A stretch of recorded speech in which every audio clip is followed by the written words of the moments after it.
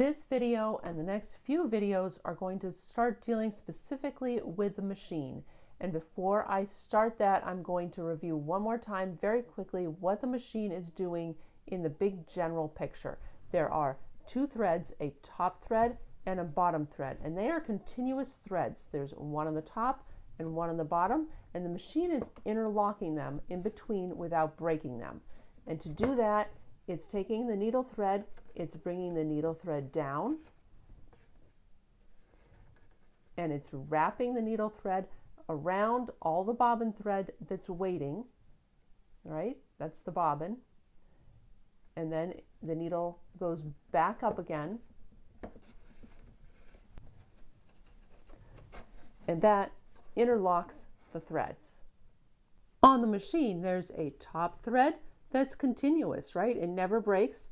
There's a bottom thread that's continuous, right? It never breaks. And then the needle comes down, right?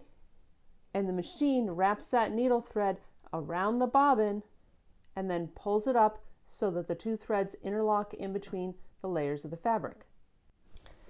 In the last video, I also showed you that you can actually see that that top thread gets wrapped around the bobbin and it grabs the bobbin thread and brings it up and it interlocks it right there. This video is going to talk about what the machine is using to do that. What the machine uses to bring that needle thread around the bobbin case, to bring it around, is called the hook. This is the hook, and the term hook refers to this whole thing that spins, and also this little point here, this very fine little point. You can see it better right here. It's very tiny, and that little hook point comes around and meets with the needle at a specific point. All right, and we're going to talk about the hook meeting the needle in the next video. But this is the whole hook assembly, and people will use the term hook for this whole big thing that's spinning and also for the point there. All right, what you need to know is the hook is separate from the bobbin case, right?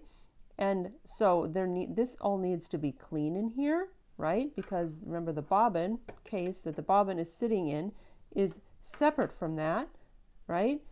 And you don't want any extra pieces of lint or anything, or especially broken needles in there. So you want to keep this whole area nice and clean. And then also it's spinning a lot, so that if your manufacturer tells you to oil something in here, that's why, because my manufacturer wants this oiled every once in a while. So you'll need to oil it because it's spinning a lot, and machines need oiling in places where they're moving a lot. So that's the hook on this machine. This is a rotary hook. It just goes around and around and around as the needle goes up and down. My other machine is an oscillating hook, and that really isn't important for you to know, but if you are interested, I'm going to show you the difference. So this is a rotary hook. It goes around and around. And we're going to move to my machine, which the hook is a little bit different, but you'll be able to see the difference. And again, the most important thing about this lesson is that you understand that there's something that's spinning down here, right? And it's important to keep it clean and well lubricated, right? Because there's spinning stuff down here and there's a thread moving around, and you want to make sure everything's nice and clean and well lubricated down there. This extra information that I'm showing you, the difference between a rotary and an oscillating hook, is just because knowledge is power, right? If you understand a little bit more about your machine, you're going to feel a little more confident in knowing what's going on with it and how to fix it, all right? So you saw what the rotary hook was. It goes around and around, and I don't think it has anything to do with whether it's a top loading bobbin or a bottom loading bobbin, whether it's a rotary or an oscillating hook. It has to do with the motion. So a rotary hook just keeps going around and around and around. All right, in this hook, this is an oscillating hook, and this is actually the hook. All right, in this hook, it actually does come out. It's just this piece here. And again, this is a piece of the machine that the thread actually goes behind, right? The bobbin case sits inside here. It's part of the whole bobbin case and the hook combined. So on the last machine, the bobbin case was something that the thread went behind. In this, the thread goes around, the top thread goes around the hook and the bobbin case. Okay, and in this hook, here is the pointy part, right here, that goes by the needle. Okay, and I have to take this out often and clean in here and lubricate in here, all right? And when I take it out, I want to make sure I don't damage this. You'll find out about that in the next video, but this little point is really important, okay? And this hook gets moved by the machine. The machine actually doesn't even go around and round. It just oscillates. I'm actually turning my hand wheel in complete revolutions, but you can see that the machine is not going around and around. It's going back and forth, right? It's turning one way and turning back again. And that's the oscillating part. I'm going to put this hook back in. So I've put the hook back in now. It's this shiny part here, right? And now you can watch it. And again, I'm turning my hand wheel over here in complete circles, but the hook does not actually go in complete circles. It goes back and forth, right? That's the oscillation move. And you can see the needle come down right here. There's the needle meeting the hook point, okay? So the way that this hook brings the thread around is slightly different. So I'm going to thread my needle now. I have my needle threaded.